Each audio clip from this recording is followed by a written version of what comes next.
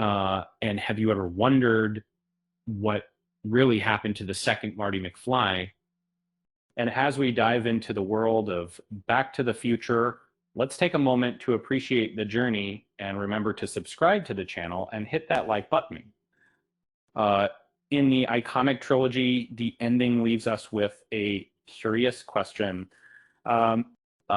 Theoretically, there should be at least two versions of Marty McFly, and yet we canned the film really cleverly sidesteps this logical conundrum with various explanations. The Back to the Future series isn't strictly bound by logical consistency, which adds to its charm. For instance, consider the infamous sports almanac in Back to the Future, Part 2, and when Biff uses it to place bets, the outcomes should ripple through time. However, the film never addresses why the same almanac appears in every reality or how Marty finds it each time. And at the end of the first movie, a mystery lingers. What happens to the Marty who lives in the ideal timeline? The film shows him preparing for another time journey, leaving us to ponder his fate.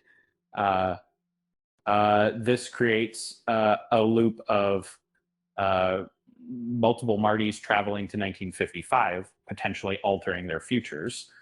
Now, did the second Marty travel back in time? This before a Marty returned. The Marty is in the perfect timeline, departs for 1955, but he doesn't need to change anything anymore. If he did, he might complicate matters further.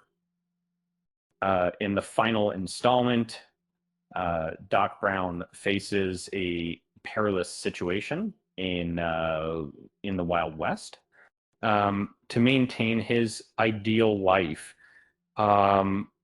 Marty must prevent his counterpart from altering the timeline again. And this raises the question, does the second Marty need to stop the third version, creating an endless loop? If the second Marty also went to 1955, he would likely change the timeline again.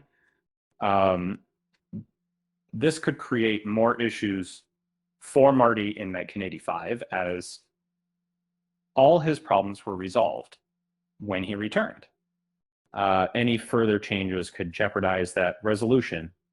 From a cinephile's perspective, it seems wise for Marty to resolve this paradox quickly.